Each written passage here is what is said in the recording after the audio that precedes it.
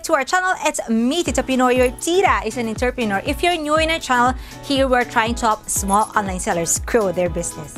Alright guys, sa lahat ng mga bagong tita and titapreneurs, congratulations! Ang dami ko na nakikitang mga bagong online sellers na nagbukas na finally, gumana na finally, they took the first step on opening their first online business.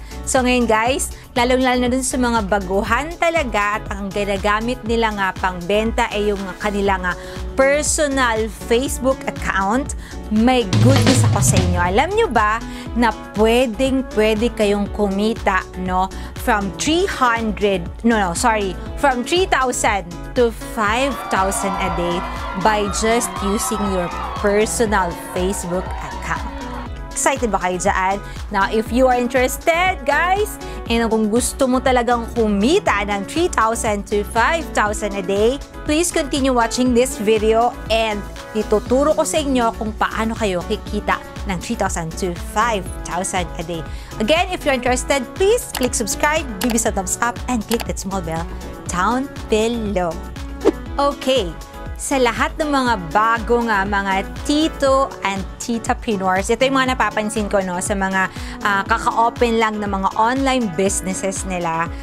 Kadalasan sa kanila, ang ginagamit na pangbenta-benta is yung personal account nila. Wala namang masama doon. It's okay kasi dito, sure tayo na mayroon na tayo mga friends talaga, yung mga kakilala talaga natin na nandun mismo sa Facebook account natin.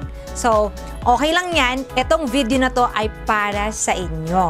So, kung halimbawa wala pa rin kayong Facebook page, I wish na eventually magkakaroon din kayo ng Facebook page para dun sa mismong business ninyo. Now, para dun sa mga wala pa, ito yung isa sa mga parang, area or place or feature ng Facebook na sobrang boom na boom talaga ngayon. As in, halos lahat, pati ako, dito na rin ako naghahanap ng mga bagay na gusto kong bilhin.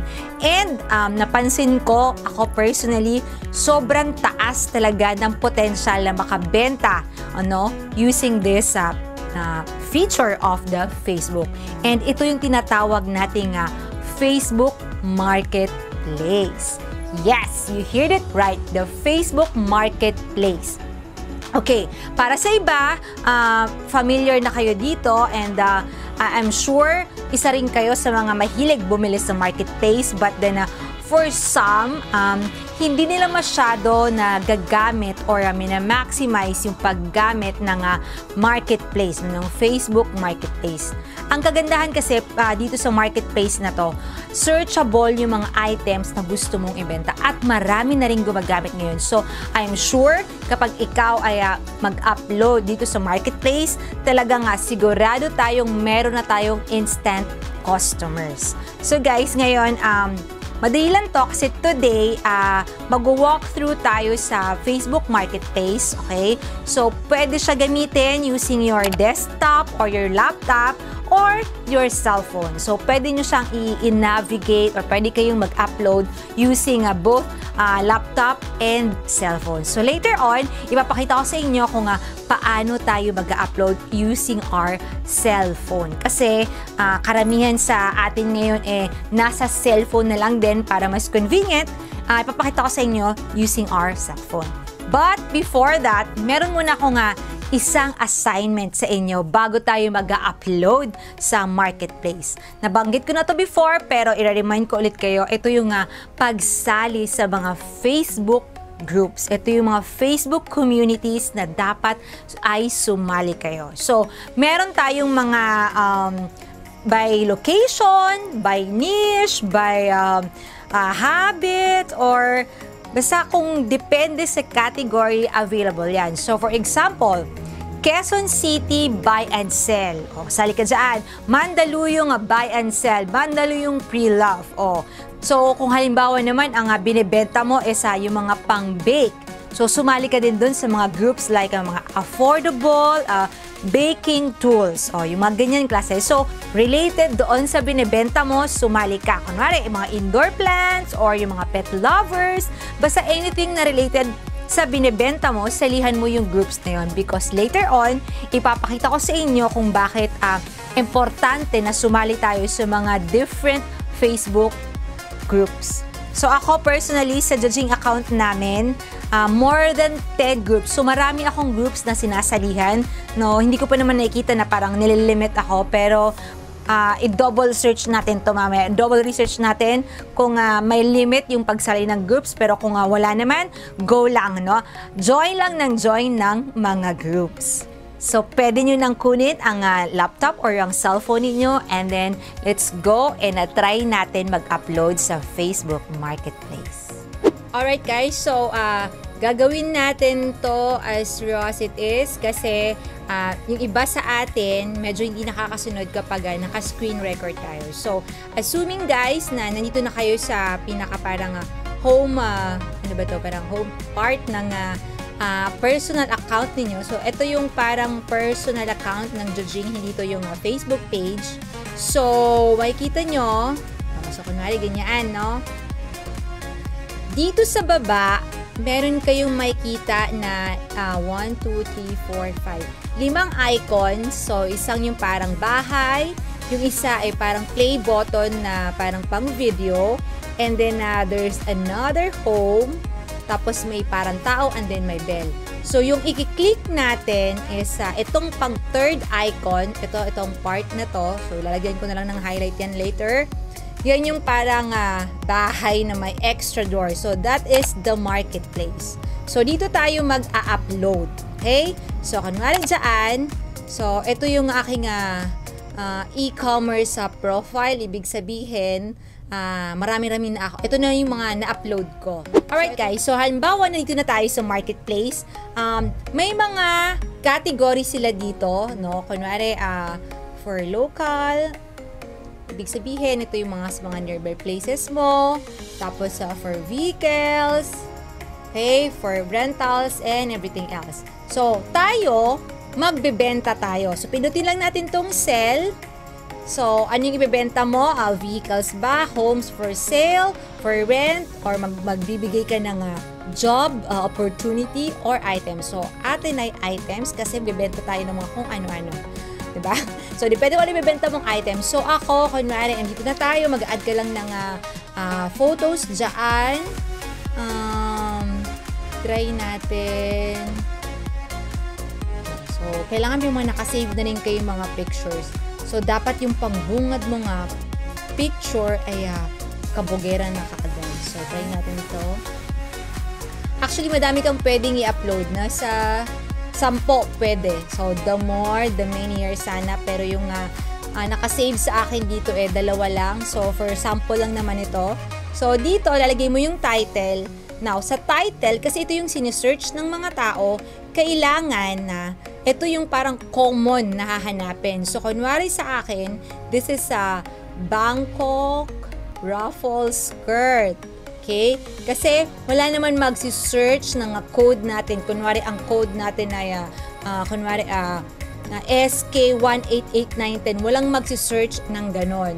So, dapat yung kung nagbebenta ka ng mga halaman, ilalagay mo yung mismong pangalan ng halaman. Huwag ka lang maglagay ng plants. Huwag lang indoor plants. Yung mismong halaman na yon, pangalan ng halaman na yon, kasi yun mismo yung bibilin, yun mismo yung isi-search ng mga tao. Now, dito naman sa price, no, wala akong issue doon sa iba kasi yung iba nilalagay lang dyan piso. Okay? So, ako, personal choice ko na ilagay yung mismong price kasi for me, professional looking pa rin siya tingnan. No? Nakaka-legit kapag yung mismong amount and proper detail ng item ang ilalagay mo. So, dito kung anong category siya, marami kang pagpipilian na category kung saan dapat siya. So, for me, because I'm selling clothes, ayan, clothing, women's clothing, tapos yung condition. Now, yung akin ay new. Now, kayo, kung halimbawa pre-love or alam mo yun, yung mga napaglumaan na ibebenta nyo. So, pili lang kayo kung alin dyan sa anong category siya. Okay, so dito sa brand, ang ilagay lang natin ay no brand, no? Kasi si Facebook, ayaw niya ng mga knock-off items. Kahit minsan nga original yan, pero wala kang license to sell them. So, wag mo nalang ilagay dyan sa brand. Siguro dito sa description, ipaliwanag mo na lang. Or pag nag-message sa'yo si customer, may kita naman nila sa photo kung ano yung binibenta mo. Para lang safe tayo, lagyan na lang natin ay no brand. So, ngayon dun sa skirt ko, ang size nito is 26 to 32, can fit 26 to 32. Ngayon, kung hindi naman applicable sa inyo, leave it there. Sa description, i-describe na syempre ano yung item ninyo. Ako, kasi meron na akong mga nakasave dyan para mabilis ang buhay ko. Pwede nyo nang isave sa note, no? So, para mabilis, copy-paste ko lang. Minsan kasi yung mga tao tamad din nagbasa. So, uulitin ko lang din yung mga details na nandun sa taas. Ilalagay ko pa rin dito. Okay, so dito naman sa product tags, ito yung mga popular tags natin na minsan, usually ito yung sinesearch ng mga tao. So, yung tags mo ay dapat related din sa binibenta mo. So, kunwari ako ay ganyan, Bangkok skirt. Okay, bilisan na lang natin ito. Bangkok supplier. Kasi nga, nagsusupply kami ng wholesale. Mali-mali na yung mga napipindot ko. Basta ganyan, guys. So, list and stocks, availability. Kung isa lang yan, ilagay mo. Pero ganito, ibig sabihin, marami kang item. Now, ilagay mo yung, i-click ito to. Importante ito dito sa offer shipping kasi baka isipin ng customer mo ay libre. Okay? So, mabayad sila ng shipping. So, ayan. Nakompleto na natin. Pinutin na natin ang next. And, eto na yung sinasabi ko sa inyo kanina na kailangan sumali kayo sa mga groups kasi yung in-upload nyo doon, pwede nyo siyang may upload sa iba't ibang groups na sinalihan nyo. So, ang dami ko ng mga sinalihan na groups. Okay? Tapos may mga suggested groups pa doon sa Facebook. So, kayo pumili kung saan nyo gusto i-upload, no? Itong item nyo. So, ako, sige, random na lang dyan kung saan-saan. So, maraming ito dito dapat 10 lang kasi so, dapat may i-note nyo din, ilista nyo kung saan baka mag-doble-doble kayo. So, okay, kunwari yan na. One more. Dito kasi maraming members. So, there you go. Now, ito, and review, kasi syempre, si Facebook, i-check pa niya, baka mamaya, mga fake yung binibenta mo, or may mga foul kang mga sinabi. So, eventually, ma-upload din siya maya-maya. So, ganun lang siya kasimple.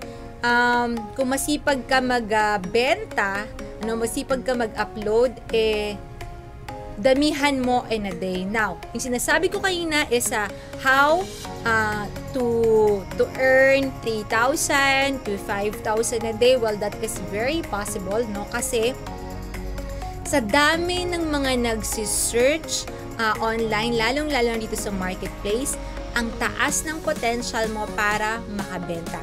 So, kung masipag ka mag-upload and sinishare mo sa maraming groups, mas malaki yung chance na makita ang item mo and mas malaki yung chance para kumita tayo ng malaki. So, ganyan lang siya, guys. And then, magme-message na lang sa inyo si buyer, no? Si potential buyer, magme-message sila sa inyo kapag nakita nila yung item nito. So, ganun lang kadali ang pag-upload natin and I hope na sipagan nyo yung pag-upload nyo dito sa market. Alright guys, that's it for today. I'm sure excited na rin kayo magbenta sa Facebook Marketplace. No, let me know kung nakapagbenta na kayo before or magta-try pa lang kayo. So I hope may natutunan talaga kayo and I'm very much excited, no, na sabay-sabay na tayong umasenso this year kahit ilang COVID pa ang dumating. Thank you guys for watching. I'll see you again on my next video. Stay home and keep safe.